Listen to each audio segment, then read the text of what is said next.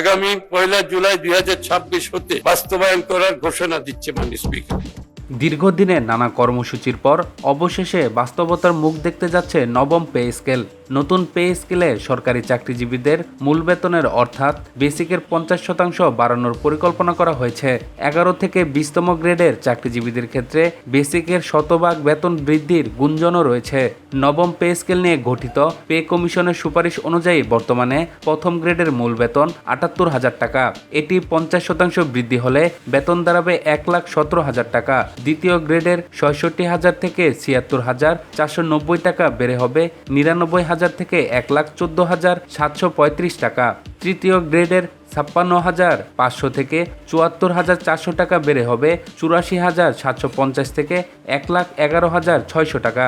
চতুর্থ গ্রেডের বেতন 50,000 থেকে 71,200 টাকা থেকে বেড়ে হবে 75,000 থেকে 1,06,000। পঞ্চম গ্রেডের 43,000 থেকে 69,850 টাকা বেড়ে দাঁড়াবে 64,500 থেকে 1,04,775 টাকা। ষষ্ঠ গ্রেডের 35,500 থেকে 66,010 টাকা বৃদ্ধি পেয়ে হবে 53,250 থেকে 1,05,15 টাকা। সপ্তম গ্রেডের 29,000 থেকে 63,410 টাকা বেড়ে হবে 43,500 থেকে 95,115 টাকা। অষ্টম গ্রেডের 23,000 থেকে 55,470 টাকা বৃদ্ধি পেয়ে দাঁড়াবে 34,500 থেকে 83,205 টাকা। নবম গ্রেডের 22,000 থেকে 53,600 টাকা বেড়ে হবে 33,000 থেকে 79,590 টাকা। দশম গ্রেডের 16,000 থেকে 38,640 টাকা বেড়ে দাঁড়াবে 24,000 থেকে 57,960 টাকা। 11তম থেকে 20তম গ্রেডে বর্তমান মূল বেতনের উপর 50% বৃদ্ধি করা হলে 11তম গ্রেডের বেতন 12,500 থেকে 30,230 টাকা থেকে বেড়ে হবে 18,750 থেকে 45,345 টাকা। 12তম গ্রেডের 11,300 থেকে 27,300 টাকা বেড়ে দাঁড়াবে 16,950 থেকে 40,950 টাকা।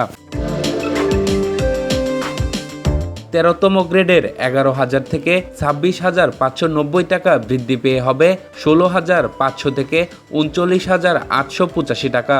14তম গ্রেডের 10,200 থেকে 24,680 টাকা বেড়ে হবে 15,300 থেকে 37,020 টাকা।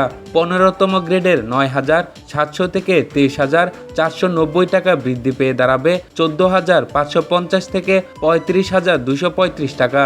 16তম গ্রেডের 9,300 থেকে 22,490 টাকা বেড়ে হবে 13,950 থেকে 33,735 টাকা। 17তম গ্রেডের 9,000 থেকে 21,800 টাকা বৃদ্ধি পেয়ে হবে 13,500 থেকে 32,700 টাকা। 18তম গ্রেডে 8,800 থেকে 21,310 টাকা বেড়ে দাঁড়াবে 13,200 থেকে 31,965 টাকা। এছাড়া 19তম গ্রেডের 8,500 থেকে 20,570 টাকা বৃদ্ধি পেয়ে হবে 12,750 থেকে 30,855 টাকা।